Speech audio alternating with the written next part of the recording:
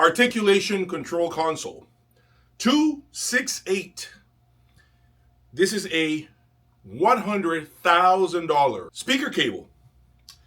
And you are about to get my initial impressions with regards to this expensive cable.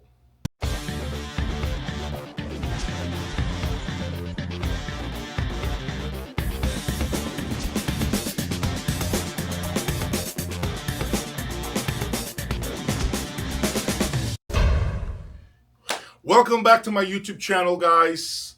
If you are not aware of what my channel is about, it is about the extreme, the ultra high-end audio.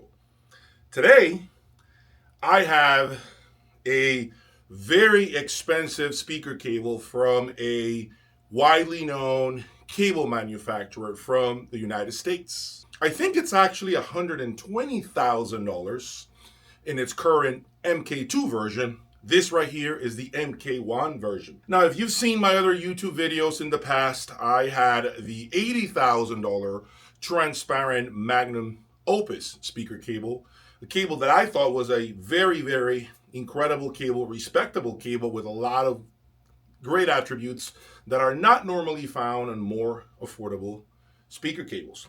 Well, I went out and brought the direct competition to that Magnum Opus speaker cable and brought another cable that also uses a very heavy network box. This is about 50 pounds actually. 50 pounds.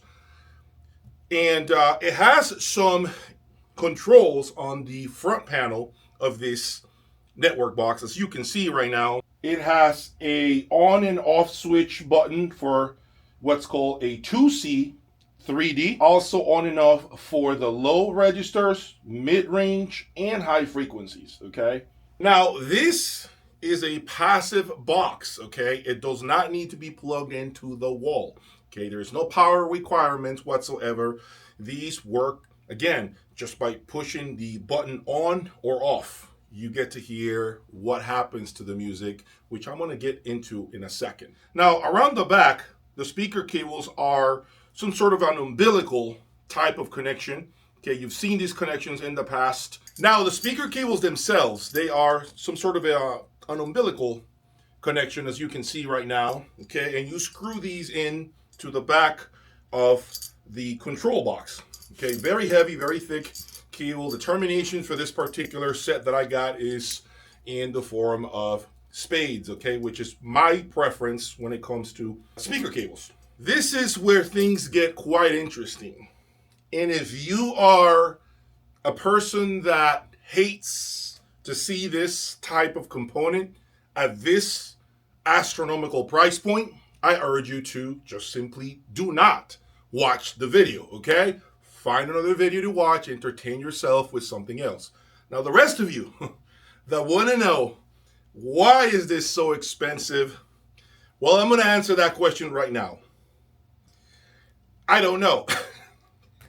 I do not know, okay? I have no clue why it is so expensive, okay? I am not an engineer. I am not a cable designer. As a matter of fact, I have no clue what's inside this cable box, and no, I cannot open it. And I'm not about to embark on opening this box and damaging this console, okay? I am not that type of person. What exactly does this cable do, sonically speaking, to my Sonos Faber SE17s? Well, let me start out by saying that initially, when I plugged in these cables, I heard a intense density weight to the instrumentation. That's the first thing that came immediately. Now, the second thing was the separation of the instruments in the space. I heard now exactly where things are positioned. See, with other speaker cables that I've had in my lab, I was able to pick up on these nuances, pick up on these instruments, sometimes very faint instruments, without any problem. But what this thing did was essentially let me know, wait a minute, Jay, no, that guitar that you've heard on this particular track is actually a little more off to the right. So I was able to hear that guitar placed much better.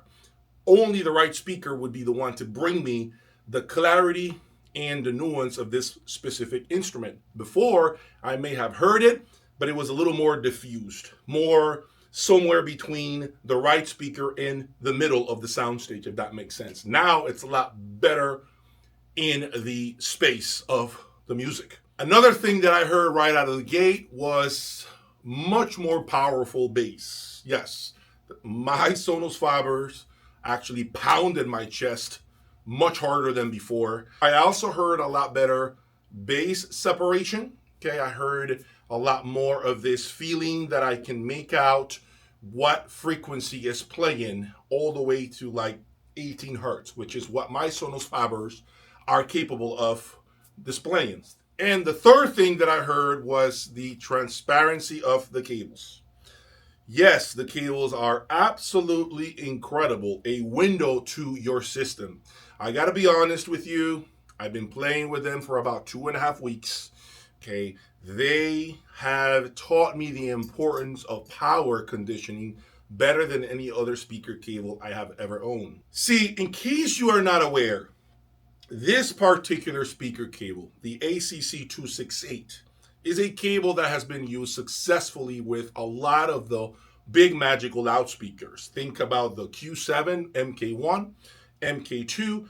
I also saw this at the Magical Factory. I think they've used it in the past in their sound room. So this cable is typically seen with ultra transparent revealing loudspeakers. And it goes back to my earlier point. Due to the transparency of this speaker cable, you hear everything, including the bad things. One of the bad things about having a transparent cable like this is the fact that it will call you out on your bullshit. Yes. How?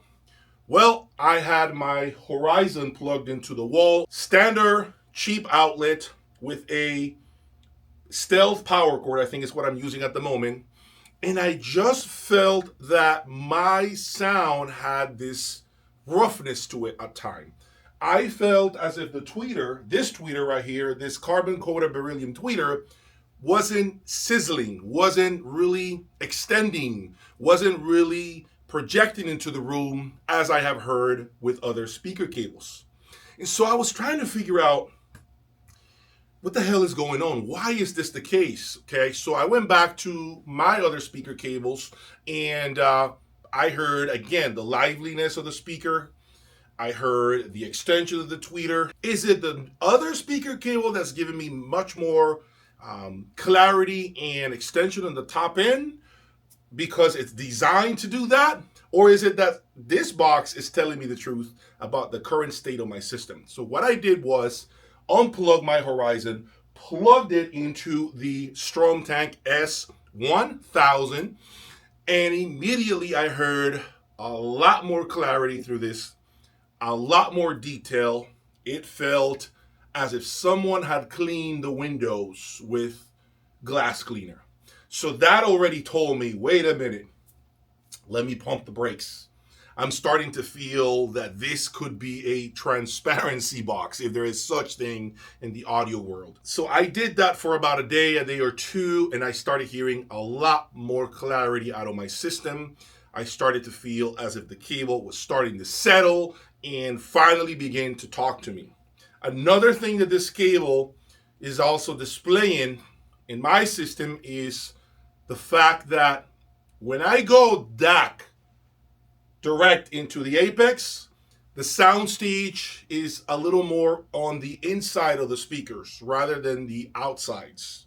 See, when I was using my preamplifier, the Commander, I had a lot more soundstage, a lot better bass control. I had a lot more things happening around the speaker that are now absent.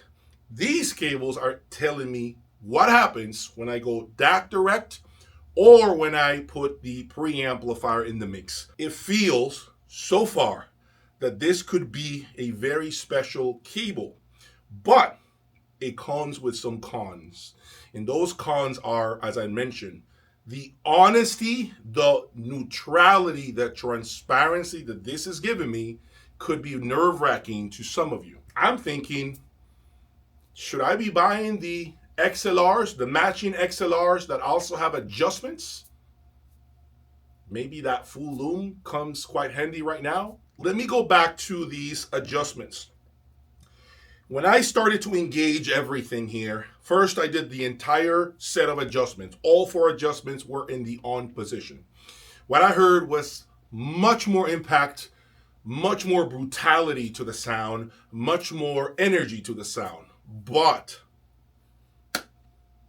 you won't believe it, I don't think I liked what I heard through my speakers and the Apex.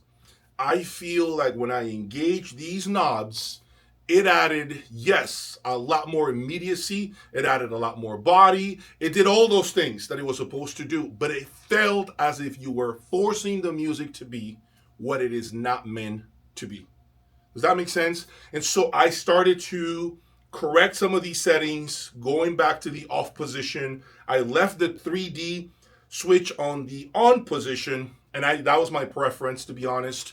I also felt as if the mid-range setting was the most significant one. I felt that it affected the most out of the presentation, the mid-range switch. Another interesting thing that I must disclose is the fact that I am enjoying these cables more so with the Apex on the low bias setting rather than the high or medium bias setting. It makes no sense, right? Because, the Apex is supposed to be in full Class A mode on the high bias setting, okay? And that's supposed to be its best performance. But I'm finding as if when I do that, maybe it's producing that much more current, and this cable isn't liking it. I feel like it sounds better to my ears when I put the Apex on the low bias setting, and that's when I feel a lot more relaxed, more content with the separation, with the bass, with the proper dimension of the soundstage. Speaking of soundstage size, I'm starting to wonder if some of the other speaker cables out there are inflating the sound, making the sound bigger when it shouldn't be. And this is actually giving me more of the accurate soundstage, more of the accurate size of the instruments, rather than this huge, enormous instrumentation that sometimes impresses us. But now I'm starting to wonder if that is all completely negative, and in reality, this is more of the accurate display of what's happening with the music that you're playing. So those are my early thoughts about this control box, okay? More will come as I have more time to do a deep dive with this. For the time being, what I would like to know is if you all want to hear a couple of songs with this and get a feel for what this cable is doing. Have you compared affordable cables against something so enormous and extreme like this? If you have any sort of good feedback to give me, please let me know in the comment section. And do not forget to hit the like button and subscribe. I promise you, we're headed to the moon pretty soon. Take care. I'll talk to you soon.